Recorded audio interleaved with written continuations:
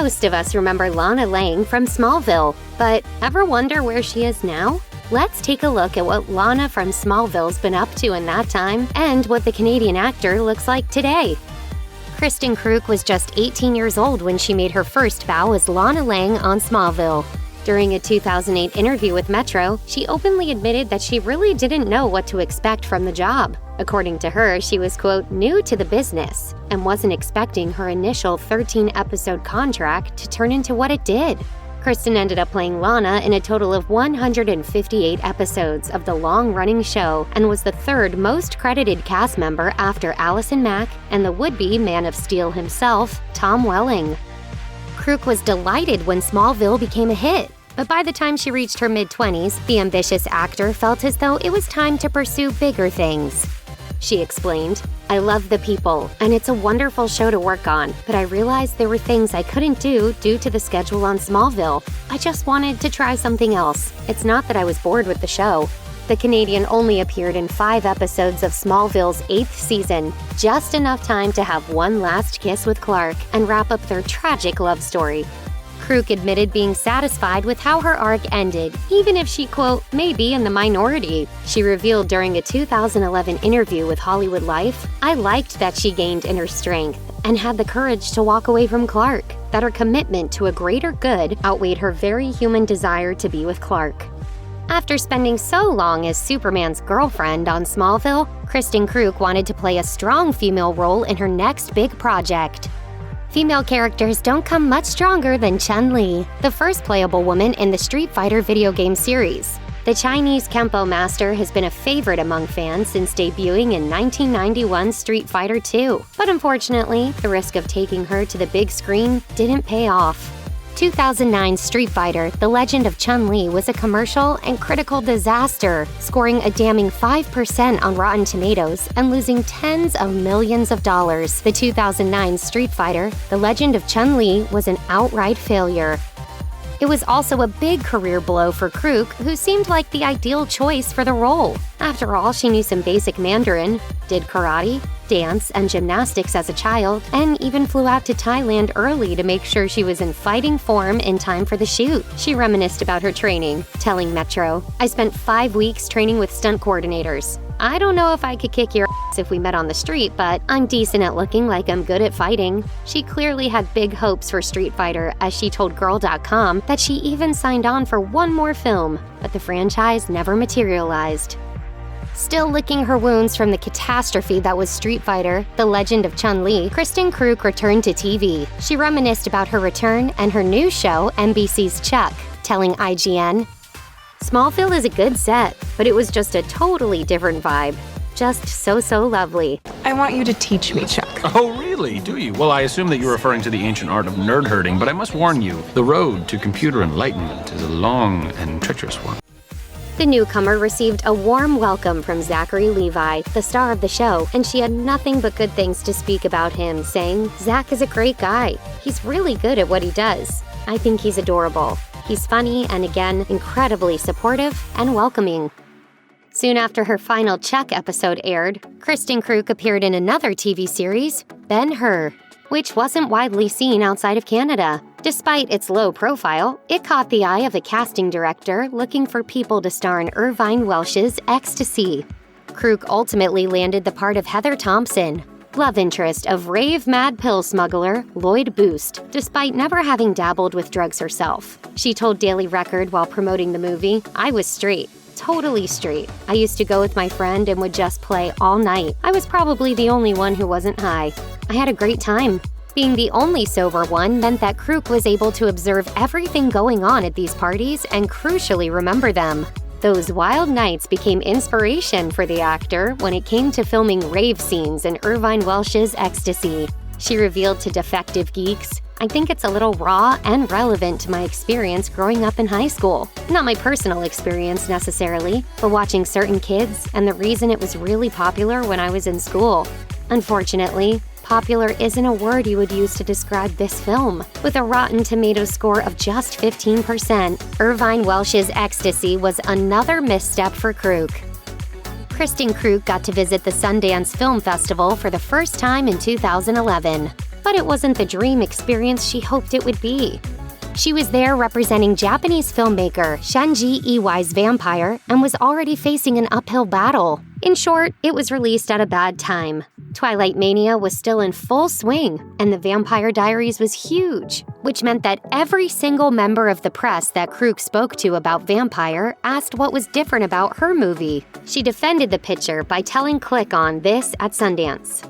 It's pretty much the opposite of all those things. It's not about vampires. It's a very serious film. Kreuk really wasn't kidding when she repeatedly told reporters that Vampire was absolutely nothing like Twilight, but people still weren't prepared for it. Iwai's film follows a killer schoolteacher who believes he's a vampire. He targets suicidal women for their blood, and things get rather intense.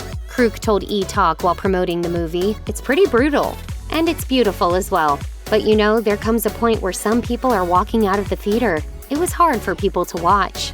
The actress later revealed that her overall experience of the famous Sundance Festival was unfortunately underwhelming, even saying that she tried to go to a party but felt silly even just going. Having dealt with themes like drug addiction and ritual murder on screen in 2011, Kristin Kreuk opted for something much lighter and infinitely weirder in 2012. The former Smallville star joined forces with crewmates Amanda Tapping, Robin Dunn, and Billy Boyd for a bonkers sci-fi comedy called Space Milkshake. Dunn told the AUReview.com that people see the title and they go, "What does that mean?" And basically, it means nothing. What actually happens is a rubber duck comes to life and tries to kill everyone, and then falls in love with Amanda Tapping's character. As you would, right? But I was on my way here for you. For me? I promised you that one day I'd give you the world. It remains Kreuk's oddest outing, but the actor thoroughly enjoyed making it. When she spoke with fanshare shortly after wrapping the movie, she called it, quote, "a funny little comedy that was pretty goofy and fun." Despite efforts from the cast to drum up interest, very few people saw Space Milkshake before quietly being dropped on VOD in 2015. There are no critical reviews for the movie on Rotten Tomatoes, but viewers loved its sheer wackiness, giving Space Milkshake an audience score of 96%. By the time Space Milkshake saw the light of day, Kristin Kreuk was starring in the CW's Beauty and the Beast, the show she's best known for after Smallville. When the CW reached out to Kreuk about the role, she clicked with her character immediately and decided it was time to return to the small screen. She plays homicide detective Catherine "Cat" Chandler, a character she found both, quote, "strong and complicated." She told Assignment C in a joint interview with co-star Jay Ryan, "When I met with the girls that created the show, executive producers Sherry Cooper and Jennifer Levin, I just fell in love with them, and I thought we would have a very good opportunity to create a female character that was really interesting." The critics were split on the revamped Beauty and the Beast, even though a following grew around the romantic fantasy series. It won People's Choice Awards in 2013, 2014, and again in 2015, but that's when the network decided to pull the plug. The fan base was simply too small, and that was reflected in the ratings. Kristin Kreuk returned to the CW to star in another of the network's offerings in 2018, legal drama Burden of Truth. The show follows Canadian corporate attorney Joanna Hanley as she defends the people of her rural hometown from a shady pharmaceutical giant. It was originally supposed to be set in the Toronto area, but major rewrites took place when it became apparent that shooting in Manitoba would be cheaper. Kreuk told CBC about this choice, saying, "Once we started developing the scripts to suit a prairie story, I really love it. I think it's a special spot in our country that we don't see often." For Kreuk, Burden of Truth is special too. The actor serves as an executive producer on the series, and she's used her sway to shine a light on the problems still faced by Canada's original inhabitants. When asked about the subject, Kreuk explained, "The show looks a lot at systemic racism and how that affects our court systems and our justice systems, and how police forces look at Indigenous people, and we put a very critical eye on it, and I think that's important." Playing an attorney is a far cry from the roles she's been previously known for, and Kreuk is relishing that fact. You've said her name 5 or 6 times now. Did your lawyer instruct you to do that? To make it seem like you saw her as a human being? She told Brief Take in 2020, "It's so rare, at least in my career, that I've had the opportunity to live in such a real world. and I'm very grateful for that. Since then, the show began its 4th season in January 2021. Kristin also has a lot to say about how she's been handling the coronavirus pandemic. She's just like a lot of us, in that her formerly frequent outings to her favorite Toronto restaurants have been few and far between since COVID hit, but she's doing her best to keep herself and everyone else safe since dozens of actors have died of COVID-19.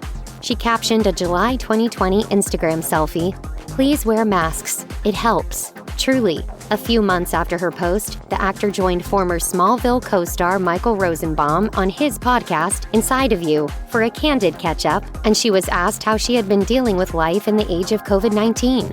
She had this to say about how she was coping. Most of the time, I'm able to just move forward. Like, I try not to get stuck in it. Like, I just go, okay, that's just the way it is right now. And I can step back and not get completely invested. She went on to stress that she's not in control of her emotions 100% of the time, but she does feel a whole lot safer being based in Canada. Later in her chat with Rosenbaum on Inside of You, Kruek praised her country's response to the unprecedented health crisis, saying, "The government supported people with money, whereas I feel like you guys have been left in the lurch a little bit in that way." Check out one of our newest videos right here. Plus, even more Nicki Swift videos about where celebrities are today are coming soon. Subscribe to our YouTube channel and hit the bell so you don't miss a single one.